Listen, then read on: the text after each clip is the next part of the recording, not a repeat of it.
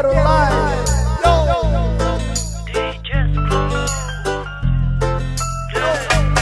ليوم تطلع من باطن امك وتصهر للعالم وجهك، في كل وحدة تبكي والكل من حولك بيضحك. هذا نوع من الترحيب بيستغلوك لانهم عارفين ما بتقدر تقول انهم اذوك. ليه الاغلب تسهر الشراسة وبيدعي الفراسة، ما الارنب لا يملك مخلب من السهل افتراسة. لو عندك ذرة رجالة وفرها للحارة، لانه البطاقة جعل حقارة ما بنجيب غير التعاسة. واقع بيش عشان تعيش محتاج تقاتل لو تتقبل التلطيش وترضى بكونك عنصر خامل، محتاج تثابر فضعيف البنية في هذه الدنيا مجبور يتبع ضرب الطيور ويرحل ويهاجر. قوم شد الهمة اصنع لنفسك قيمة، بطل شيمة التمني الفرق على المصباح. يا صاح لا تيأس من زرع العزيمة، فشجرة الكفاح مصيرها تثمر نجاح. في ناس يوم تفلس تختار ترفع للسما يدينا، وناس اختارت انها تفنقسوا ترفع رجلينا. وكل شخص بتفكيره البعض حدد مصيره، البعض ما ضميره انه درجة حرارة قلبه زيرو، رصيدك صفر وضعك منحدر لسوء الحل.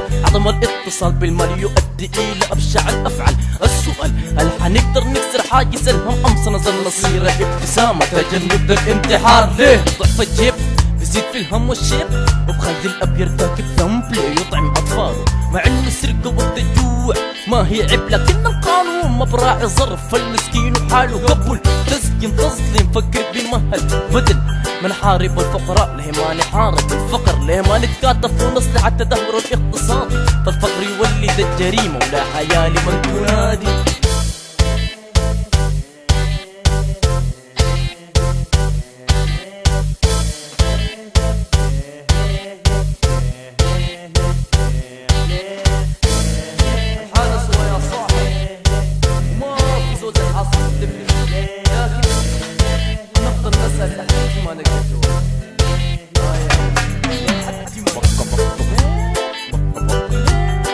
عشت القلابة انكتبت لها الكآبة ليه؟ الدنيا كشرت وصارت النيابة ليه؟ قلوبنا قفلت وسكرت أبوابها ليه؟ سؤال ما لقينا ليه وأي إجابة. عشت القلابة انكتبت لها الكآبة ليه؟ الدنيا كشرت وصارت النيابة ليه؟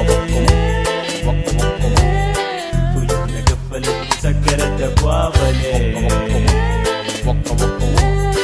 سؤال ما لقينا